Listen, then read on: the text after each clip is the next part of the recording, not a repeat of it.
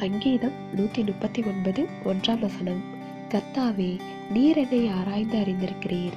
கிறிஸ்துவுக்குள் அன்பானவர்களே, ஒருவர் நம்மிடம் காட்டும் அன்பு, அக்கறை, பாராட்டு ஆகியவற்றை அந்தந்த சூழ்நிலையின் பின்னணியை வைத்துதான் கணக்கிட வேண்டும். வேதாகமத்தில் யோனா நடந்து கொண்ட விதங்களையும் பேசின வார்த்தைகளையும் கவனிக்கும் போது அவை எல்லாம் தேவனுடைய வார்த்தைக்கு எதிராகவே இருந்தது. ஆனால் தேவன் யோனா விஷயத்தில் மிகவும் மென்மையாக நடந்து கொண்டார். ஏனென்றால் யோனாவின் மனநிலை அப்படி இருப்பதற்கான காரணங்களை தேவன் அறிந்திருந்தார். எனவே யோனாவை அவர் பிற மனிதர்களைப் போல் நியாயம் தீர்த்து தள்ளிவிடவில்லை.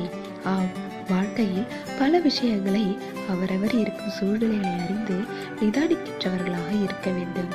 எனவே இன்று நாமும் கூட மற்றவர்களுடைய சூழ்நிலைகளை புரிந்து கொண்டு செயல்பட வேண்டும். தேவனுடைய கிருபையும் இரக்கமும் நம் அனைவரோடும் இருப்பதாக.